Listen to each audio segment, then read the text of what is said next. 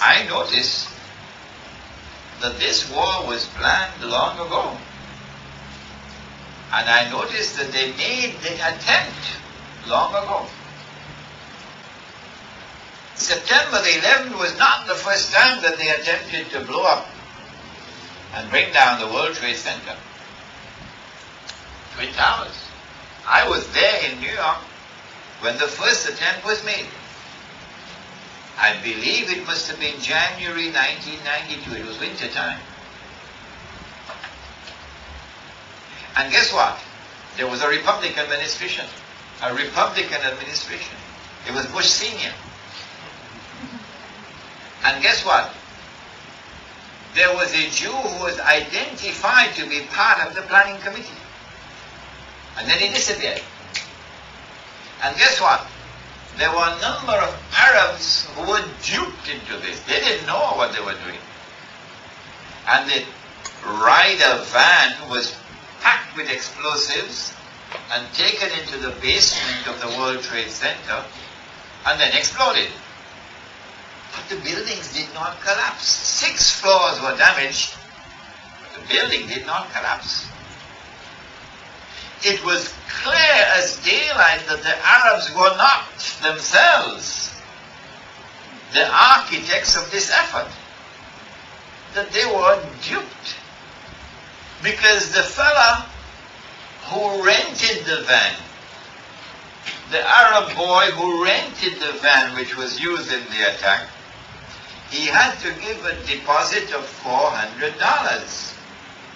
The day after the attack on the World Trade Center, this fellow went back to the office to collect his $400. Not knowing that the van which he rented was the van which was used in the attack. And so the same forces who attacked America on September the 11th, but this time they did a better job. Because they rigged the buildings with explosives all the way up. They rigged the buildings with explosives, you see? So that when the explosives were detonated, the building could collapse nicely. The way they do a perfect demolition job, all the way coming down. This time they did a better job. The last time they failed. But in between the first effort and the second effort, there was a Democratic government. Bill Clinton. It was not a Republican Bush government. And so the war on Iraq had to be put on hold. It had to be put on hold while Clinton was in office. And then when Clinton won re-election, they said, oh my gosh, we got to stand up for another 4 years of this man. How can we bring it down? How can we bring it down? And then they sent a girl named Moniker. A Jewish girl named Monica. This was not simple hanky-panky. No. This was an effort to bring down the government so that it could be replaced with another which could serve the interests of those who wanted to take America to war on behalf of the Jewish state of Israel. They even took Clinton to be impeached. Only the second time in U.S. history that an effort was made to impeach a president. But Clinton was a gritty old horse from Arkansas, and Clinton survived. And so they had to wait. And then they bit their nails in fury when Al Gore polled more votes than Bush in the election. And only with the help of their friends in the Supreme Court, with a lot of Jews in the Supreme Court, they were able to hand victory to George Bush. They needed this man in the White House before they could pull off September the 11th. Like they needed his father before they could attempt to bomb the World Trade Center in 1992. Once they have this man in the White House, they can now attack Afghanistan. And they can now attack Iraq. And as your Prime Minister correctly said, they have other agendas after Iraq. He's correct on that. This war was made possible because there is a clique who now have control of the White House.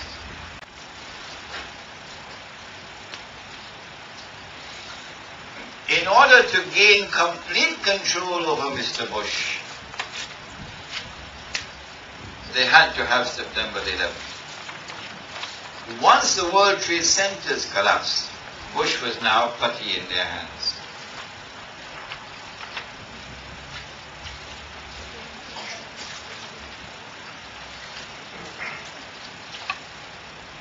How long will the present window of opportunity last for them?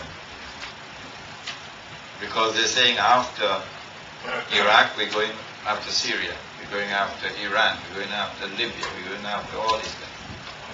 How long will this window of opportunity last? Answer, so long as Bush is president. And so I want to say to you, it is not America which is waging war on Iraq. It is an America which has been hijacked. Many American people, without even knowing that the American government has been hijacked, many American people are protesting against the war. An American woman did what none of us have done. An American woman did what none of us have done so far. She left her home in Olympia, on the west coast of the United States. And she went to Palestine 2 weeks ago to protest with her mouth, with her body,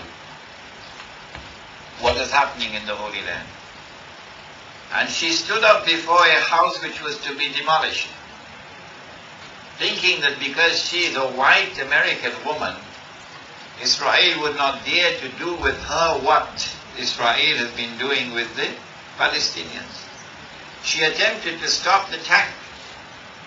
The tank never stopped. The tank not only rolled over her, but came back and rolled back and rolled back. So she was killed. And so this is not an American war on Iraq. This is a war by a government of America which has been hijacked. A Bush Republican regime. The next elections are supposed to be in November of 2004, which is about 17, 18 months away. So they have a window of opportunity lasting another 16 months or so to do as much as they can do before the next election takes place. If Bush loses the election and the Democrats win, then the window of opportunity will be closed and they'll have to wait again. But if Bush wins the election and is re-elected, then the window of opportunity will remain open. Now then, why do they want the war on Iraq? And why do they want the war on other countries after Iraq?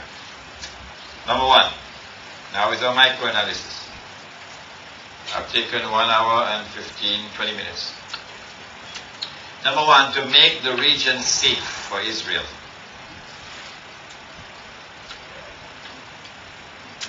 Number two, to pave the way for Israel's big war of territorial expansion. Number three, to take physical control of the oil so that that physical control could be passed on to Israel. Number four, to take control of water and then pass on that control of water, the rivers of Iraq, to Israel. Number five, to facilitate the consolidation of Shia Islam,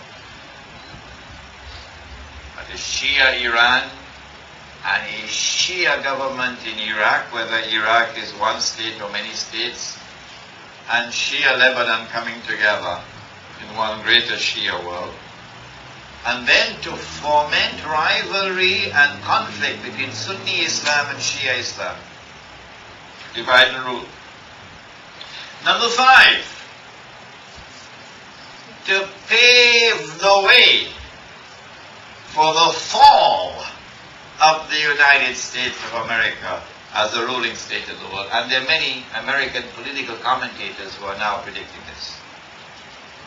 Number 7, to allow Israel to replace the United States as the ruling state in the world, and to force the submission of Europe, of Japan, of the Muslim world, of Malaysia, and the rest of the world to the rule of Israel. And so finally, to allow Dajjal to complete his mission of impersonating the Messiah. Dajjal, the false Messiah, impersonating Nabi Isa alayhi salam, the true Messiah. These are the basic objectives of the war at the level of microanalysis.